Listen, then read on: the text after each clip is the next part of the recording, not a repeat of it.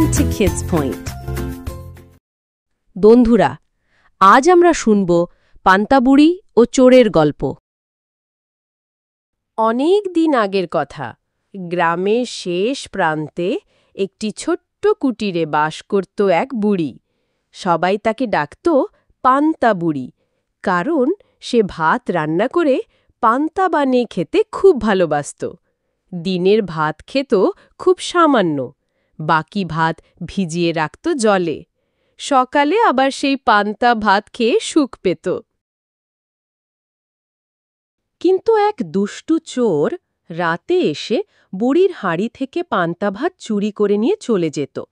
ফলে বুড়ি পেট ভরে পান্তা খেতে পেত না।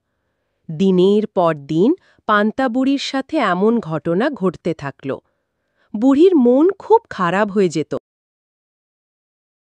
তারপর একদিন সে চোরের অত্যাচারে অতিষ্ঠ হয়ে সিদ্ধান্ত নিল যে সে এবার রাজার কাছে নালিশ করবে, দেখি চোরের শাস্তি হয় না কেন।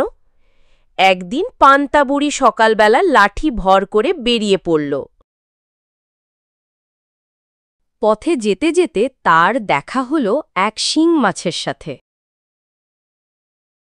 সে জিজ্ঞাসা করল, পান্তা বুড়ি, কোথায় যাচ্ছ? বুড়ি বলল, চোর আমার পান্তা ভাত চুরি করে খায়, তাই রাজার কাছে যাচ্ছি নালিশ করতে। শিঙি মাছ বলল, তাহলে ফেরার পথে আমাকেও নিয়ে যেও। বুড়ি মাথা নাড়ল, বলল, আচ্ছা ঠিক আছে।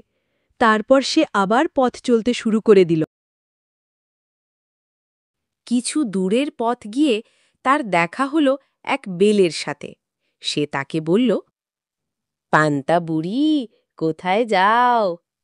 বুড়ি বলল, চোর আমার পান্তা ভাত চুরি করে খেয়ে যায়, তাই রাজার কাছে নালিশ করতে যাচ্ছি। বেল বলল, তাহলে ফেরার পথে আমাকে নিয়ে যেও। বুড়ি মাথা নাড়িয়ে বলল, আচ্ছা ঠিক আছে। তারপর পান্তা বুড়ির আরও দেখা হলো এক গোবরের ঢেলার সাথে।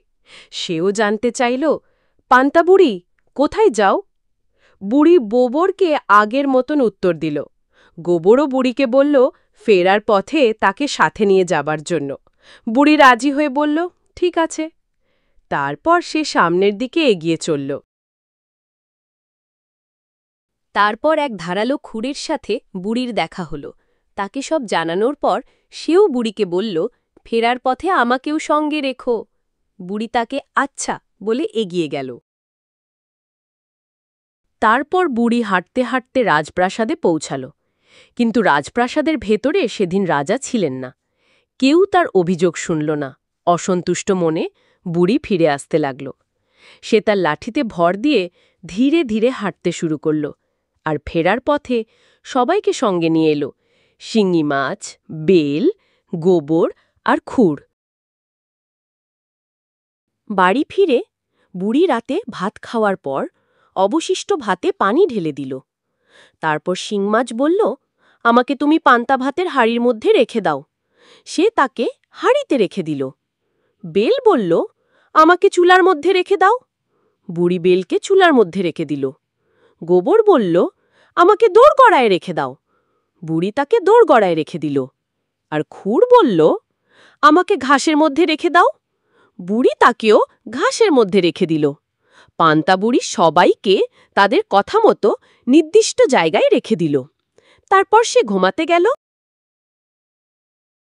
রাতে গভীর হলে বুড়ি নাক ডেকে ঘুমাতে শুরু করল।